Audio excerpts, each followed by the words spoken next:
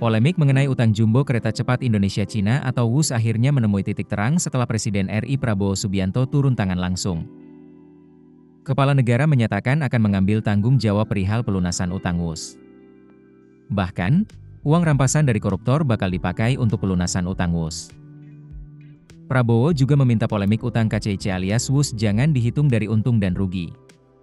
Ia menyebut, keberadaan kereta cepat harus dilihat dari manfaat yang dirasakan masyarakat. Menurutnya, semua sarana teknologi yang dihadirkan untuk kepentingan publik adalah tanggung jawab pemerintah.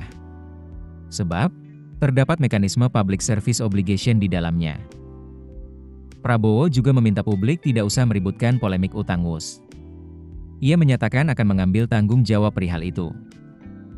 Prabowo menegaskan, dirinya sudah menghitung permasalahan WUS.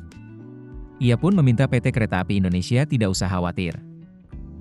Dalam laporan keuangan per 30 Juni 2025 yang dipublikasikan di situs resminya, entitas anak KAI, PT PSBI, tercatat merugi hingga Rp4,195 triliun sepanjang 2024.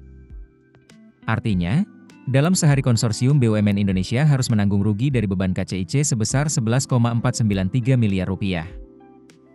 Prabowo menyatakan, pemerintah akan membayar utang WUS sebesar Rp1,2 triliun per tahun.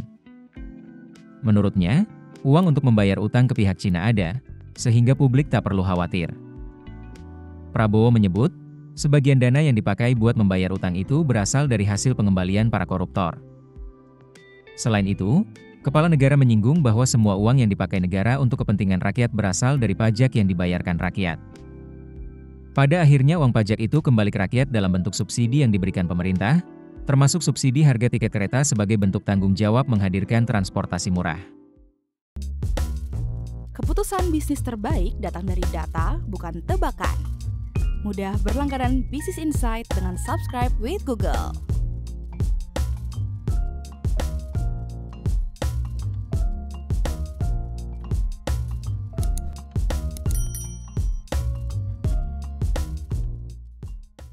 Download aplikasi Kontan sekarang di App Store atau Play Store.